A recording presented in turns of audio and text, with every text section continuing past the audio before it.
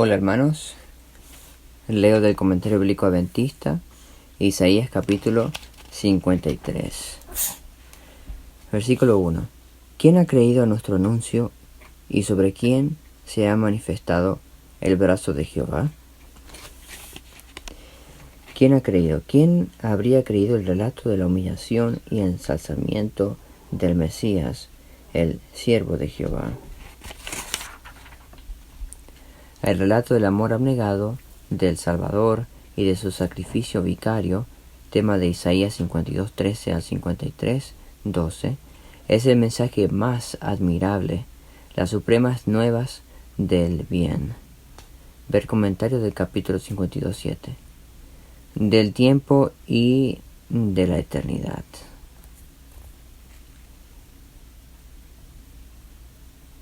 Los comentadores judíos modernos niegan que la descripción gráfica del siervo sufriente expuesta en este capítulo sea una predicción del Mesías o que pueda aplicarse a él.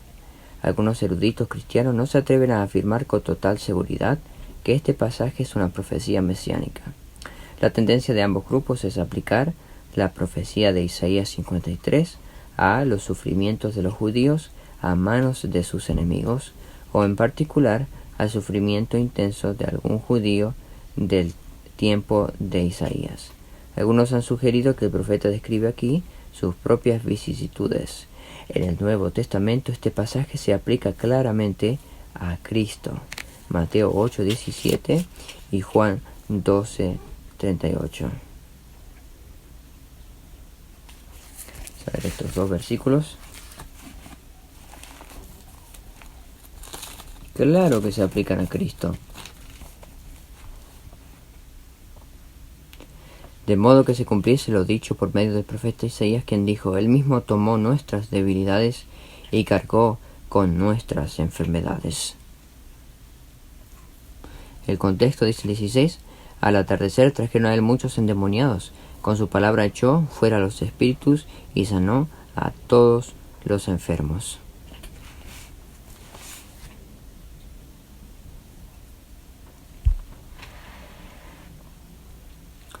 Qué interesante de que la aplicación del versículo es más amplia que el Calvario para aplicarse al diario ministerio de Jesús en el sanamiento y exorcismo de los afligidos por Satanás. Y Juan 12:38.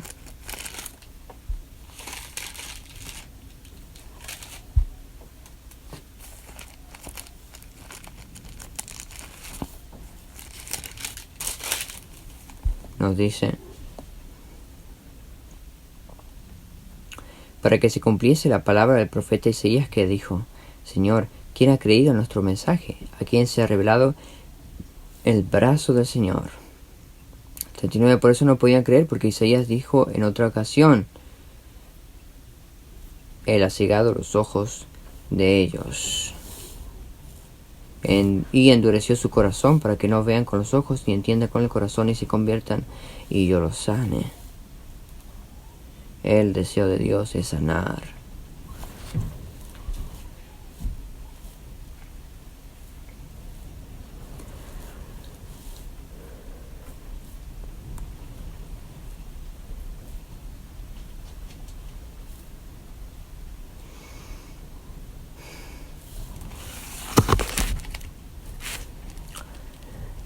La triste incredulidad de los judíos.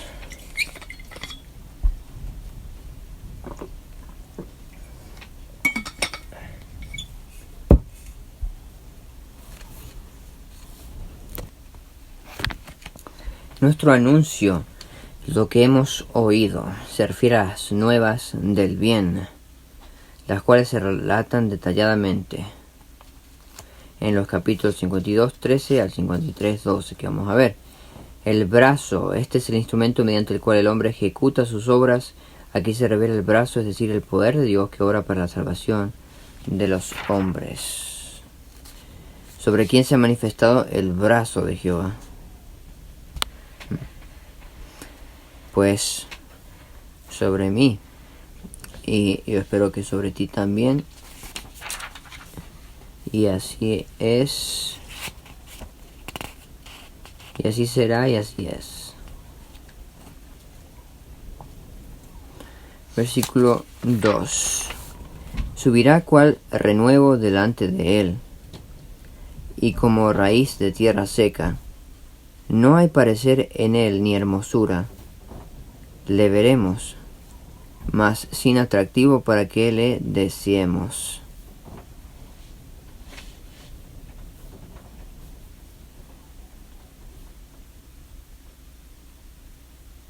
Subirá cual renuevo delante de él, y como raíz de tierra seca. No hay parecer en él ni hermosura. Le veremos, mas sin atractivo para que le deseemos.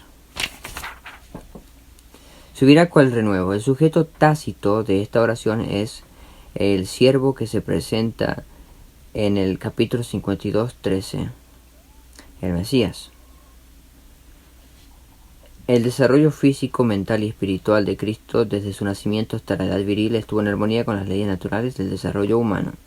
Así como la planta se nutre del suelo, así Cristo había de alimentarse de la sabiduría y de la fuerza de Dios. La figura del renuevo recuerda la vara de Isaías 11:1. Vamos a ver Isaías 11:1.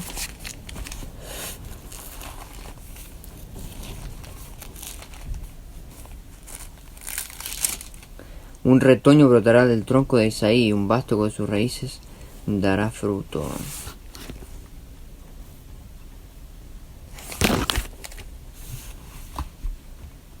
Delante de él.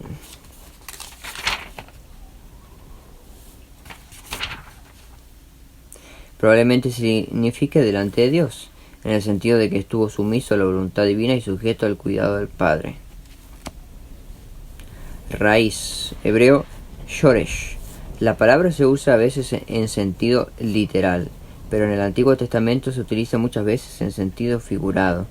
La figura se basa en que, en muchos casos, una planta o árbol es cortado de raíz.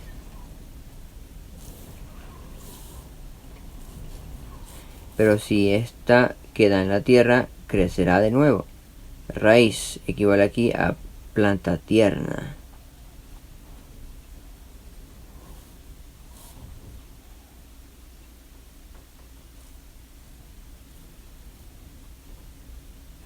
De tierra seca. Una planta que crece en tierra sin agua no crece ni es atractiva. Los dirigentes judíos no encontraron en el carácter de Jesús nada atrayente. No hay parecer.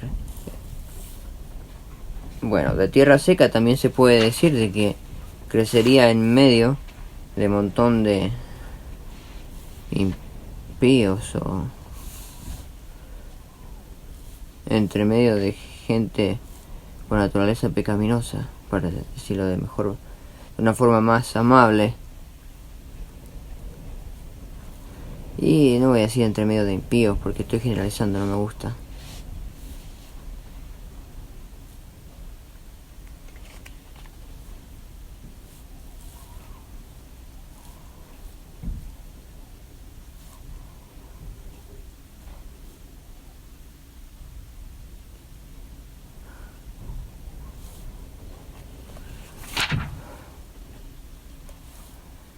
No hay parecer, es decir, no tenía nada que llamar a la atención. Los hombres no debían ser atraídos a Cristo por un despliegue de gloria sobrenatural, sino por la hermosura de una vida piadosa. Cristo anduvo entre los hombres como hombre, pero como hombre perfecto. Isaías no habla aquí de la apariencia física de Cristo, sino que afirma que no era el tipo de Mesías que los judíos esperaban. Con referencia al aspecto físico de Jesús, ver comentario de Lucas 2:52. Versículo 3. Despreciado y desechado entre los hombres, varón de dolores, experimentado en quebranto, y como que escondimos de él el rostro, fue menospreciado y no lo estimamos.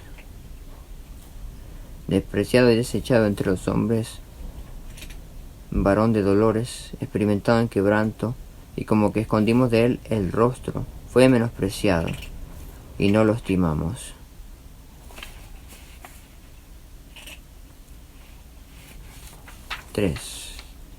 Despreciado y desechado. Durante toda su vida Cristo supo lo que era ser odiado, despreciado y rechazado. Qué triste. Varón de dolores. Cuando tomó sobre sí la forma de hombre, Cristo llegó a ser sensible a todo el dolor, la tristeza y los desengaños que el hombre conoce. Por medio de la humanidad de Jesús, la divinidad experimentó todo lo que el hombre ha heredado. Le tocó en suerte sufrir todos los malos tratos y las maldades que los hombres impíos y los ángeles caídos pudieran causarle. Esto culminó en el juicio y la crucifixión. Escondimos. En vez de compartir la aflicción de Cristo, los hombres se apartaron de él con amargura y desprecio. No se apiadaron de él, sino que lo reprocharon por su desdichada suerte. Hasta sus discípulos lo abandonaron y huyeron.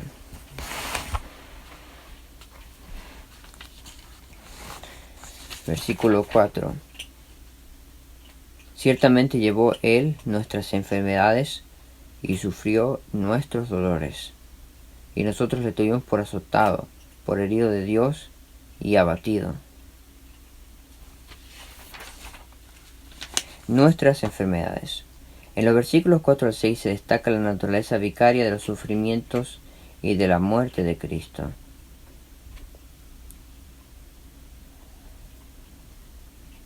El hecho de que sufriera y muriera por nosotros y no por causa de sí mismo se repite 9 veces en estos versículos y de nuevo en los versículos 8 y 11. Sufrió en nuestro lugar, tomó sobre sí el dolor, la humillación y el maltrato que nosotros merecemos. Bueno, hacia Dios. Herido de Dios, el enemigo hizo que los sufrimientos de Jesús parecieran como castigo infligido sobre él por un Dios vengativo por causa de sus pecados. Si eso hubiera sido verdad, no podría haber sido el Redentor del mundo. Versículo 5. Mas el herido fue por nuestras rebeliones, molido por nuestros pecados. El castigo de nuestra paz fue sobre él, y por su llaga fuimos nosotros curados. Es decir, el castigo necesario para que estemos en paz con Dios. Se hace mención de Romanos capítulo 5, versículo 1.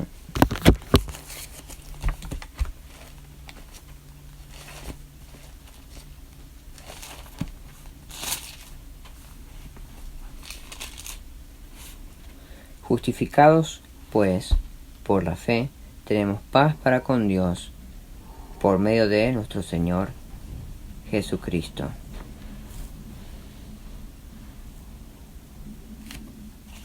Amén.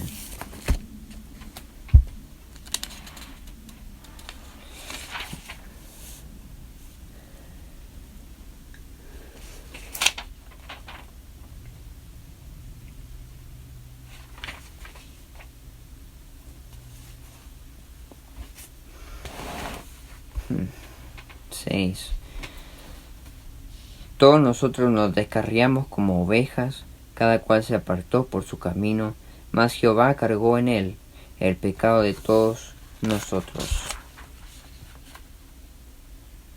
Todos nosotros como ovejas. Esta parece haber sido una expresión proverbial en cuanto se usa el Salmos, Zacarías y Mateo. En cuanto al rescate de la oveja perdida, ver comentarios de Lucas 15, 1 al 7, con referencia a las revelaciones entre el pastor y sus ovejas, ver comentario de Juan 10, 1 al 18.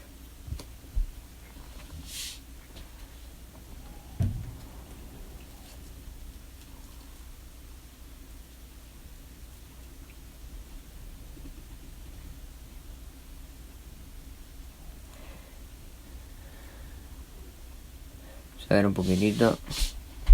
Salmo 119, 176.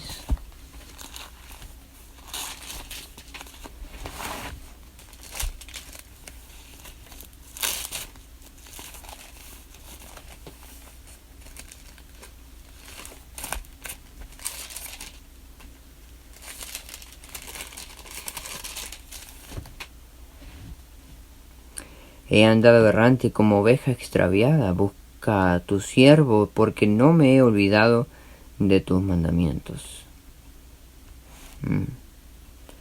Y Zacarías 10:2.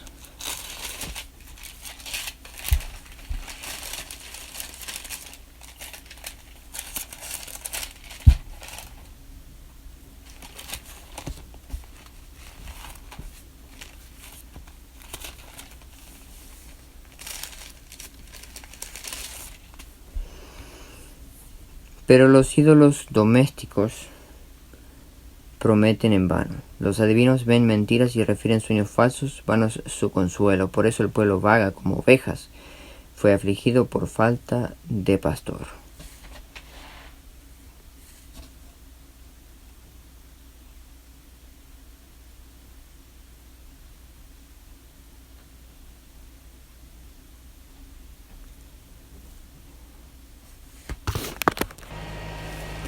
Versículo 7.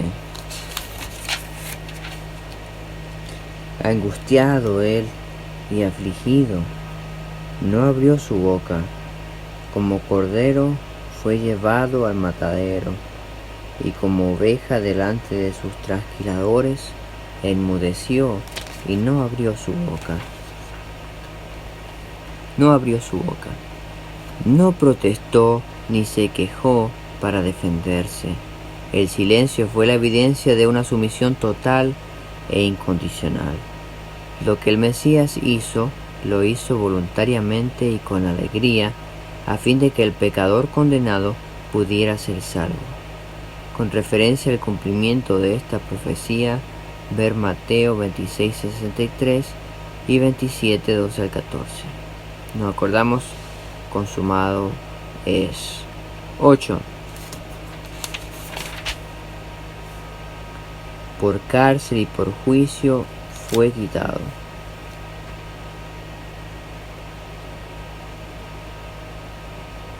Y su generación, ¿quién la contará?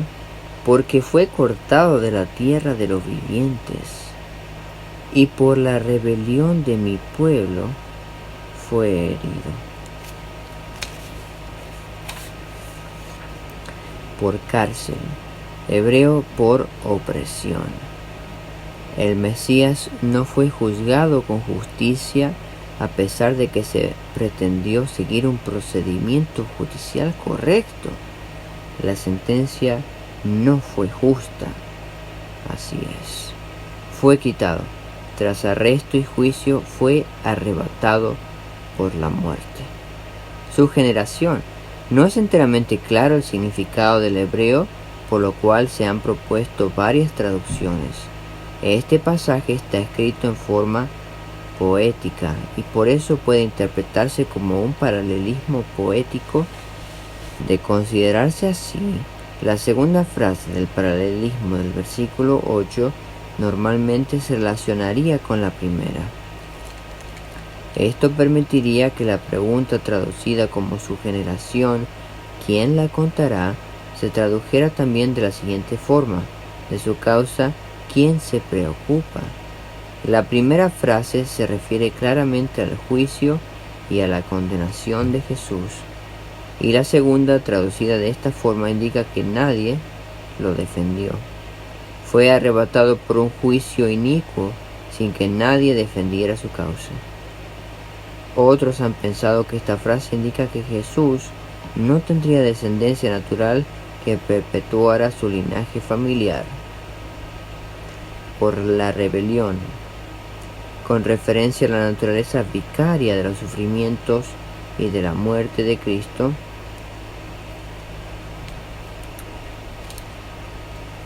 Ver lo que ya hemos leído, del 4 al 6.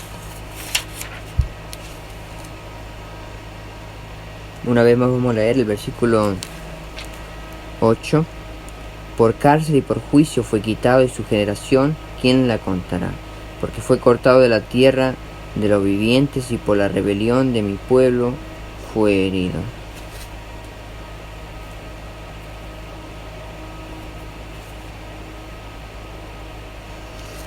Sí, tiene más sentido decir que quién lo defendió.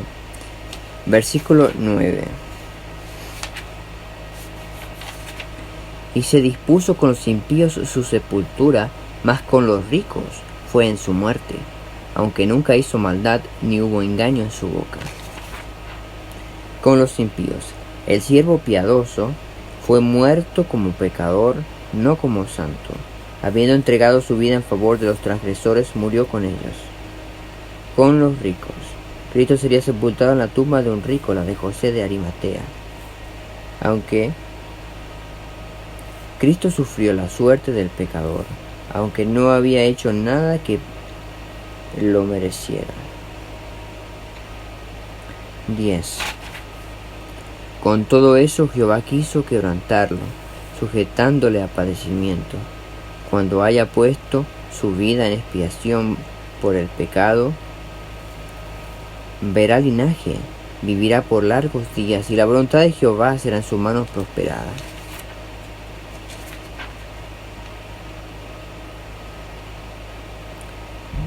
Jehová quiso.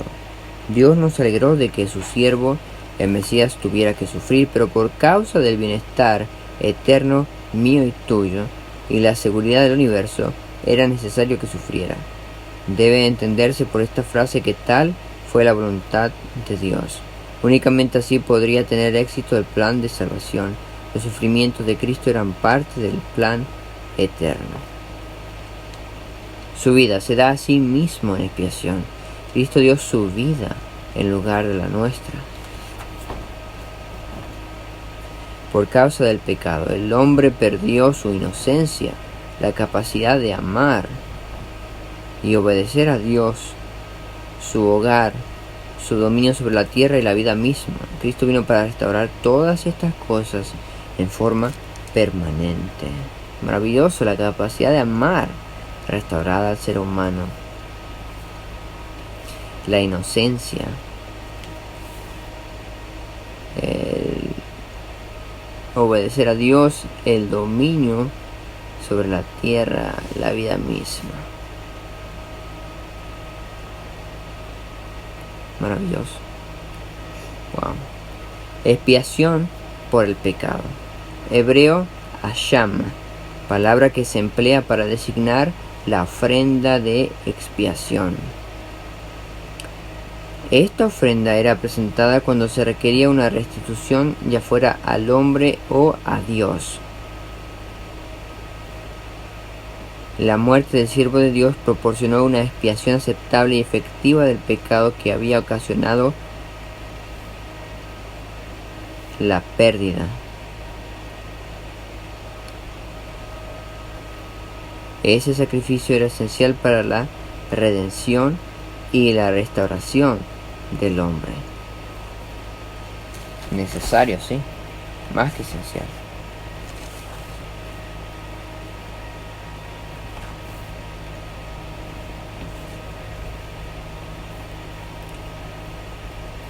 Linaje, es decir, su descendencia. Los que estuvieran dispuestos a recibirle, a creer en su nombre y a nacer de nuevo, por el gozo puesto delante de él, sufrió la cruz. Son dos oraciones diferentes, es decir, de que la descendencia quienes son, y luego decir el gozo fue su motivación. La frase que dice que Cristo vería su linaje alude a su resurrección.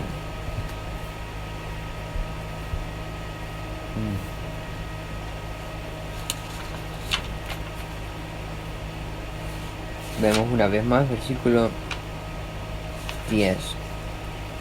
Con todo eso Jehová quiso quebrantarlo, sujetándole a padecimiento. Cuando haya puesto su vida en expiación por el pecado, verá linaje. Vivirá por largos días y la voluntad de Dios será en su mano prosperada.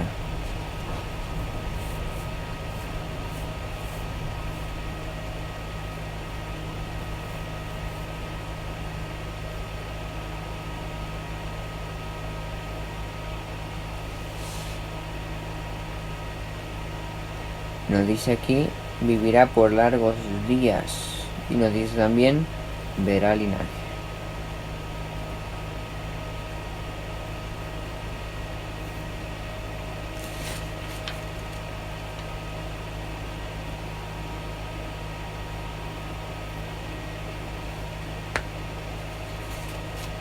Okay. Versículo 11. Verá el fruto de la aflicción de su alma y quedará satisfecho. Aleluya. Por su conocimiento justificará mi siervo justo a muchos y llevará las iniquidades de ellos. Y el 12. Por tanto yo le daré parte con los grandes y con los fuertes repartirá despojos, por cuanto derramó su vida hasta la muerte y fue contado con los pecadores, habiendo él llevado el pecado de muchos y orado por los transgresores.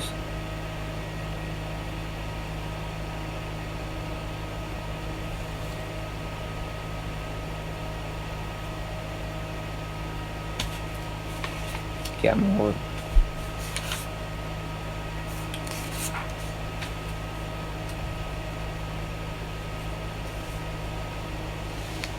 El fruto de la aflicción, es decir, el resultado de su trabajo. El texto masorético dice, del trabajo de su alma verá. En los dos rollos de Isaías de los manuscritos del Mar Muerto y en la LXX se añade la palabra luz, por lo cual puede traducirse esta frase de la siguiente forma: por las fatigas de su alma verá luz, quedará satisfecho. El sacrificio de Cristo no sería en vano. Gracias a su muerte muchos vivirían. Mediante su sufrimiento muchos hallarían paz y vida eterna.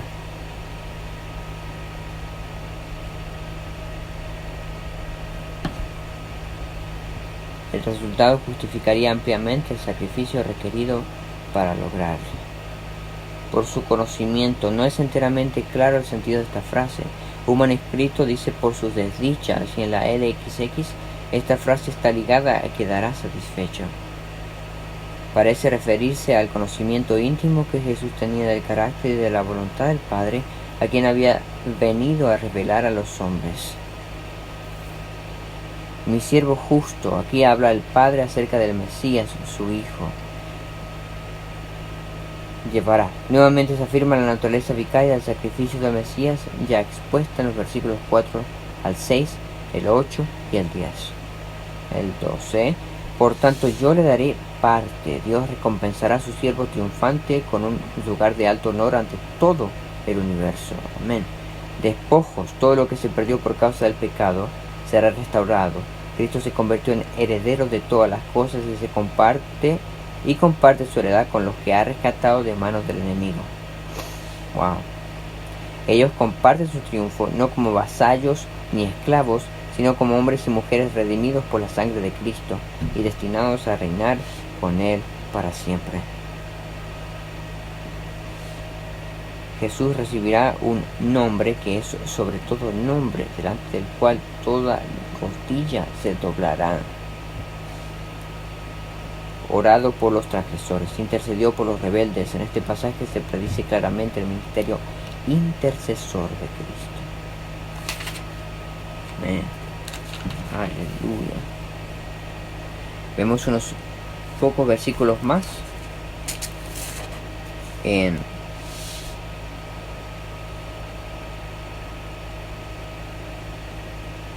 Juan 1:29.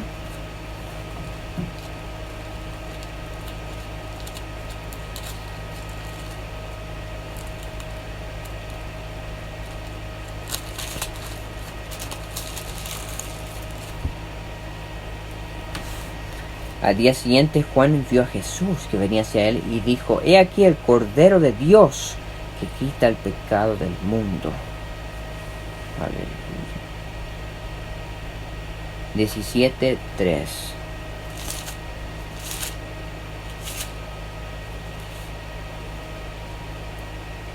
Y esta es la vida eterna, que te conozcan a ti, el único Dios verdadero, y a Jesucristo, a quien tú has enviado. Segunda de Corintios 5:21.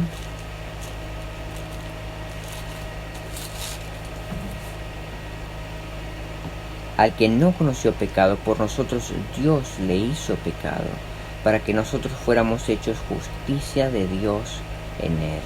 Aleluya.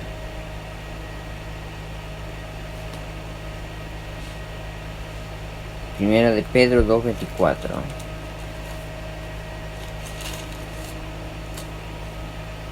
Él mismo llevó nuestros pecados en su cuerpo sobre el madero, a fin de que nosotros, habiendo muerto para los pecados, vivamos para la justicia. Por sus heridas habéis sido sanados. Amén.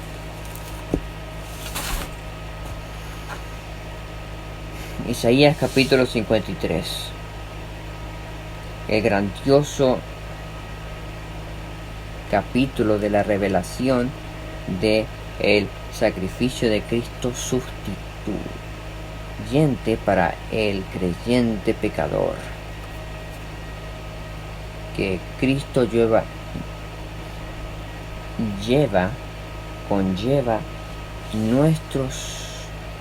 él mismo nuestros pecados, enfermedades, culpas, y lo clava en la cruz al dar su vida por cada uno de nosotros.